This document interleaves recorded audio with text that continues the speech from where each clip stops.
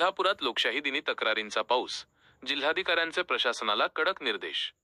प्रशासकीय यंत्रणेने नागरिकांच्या तक्रारींची गांभीर्याने दखल घेऊन त्या विहित मुदतीत सोडवाव्यात, असे स्पष्ट निर्देश जिल्हाधिकारी अमोल येडगे यांनी दिले। जिल्हाधिकारी कार्यालयात आज महिन्याच्या पहिल्या सोमवारी लोकशाही दिन उत्साहात पार पडला। यावेळी नागरिकांनी आपल्या प्रलंबित प्रश्नांबाबत गाऱ्हाणे मांडले। दिवसभरात विविध विभागांशी संबंधित एकूण 122 तक्रार अर्ज दाखल झाले आहेत। प्राप्त अर्जांमध्ये सर्वाधिक ओघ महसूल आणि पोलीस प्रशासनाकडे पाहायला मिळाला।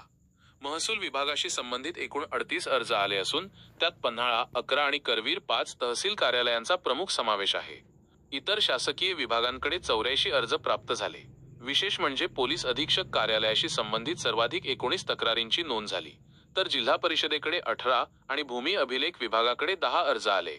इचलकरंजी व कोल्हापूर महानगरपालिका आणि महावितरण MSEB कडेही नागरिकांनी तक्रारींचा पाढा वाचला।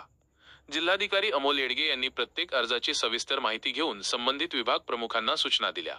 नागरिकांना न्याय मिळवून देणे ही प्रशासनाची प्राथमिकता आहे। तक्रारींचा निपटारा केवळ कागदावर न करता तो प्रत्यक्ष आणि विहित कालमर्यादेत झाला पाहिजे, असे त्यांनी ठणकावून सांगितले।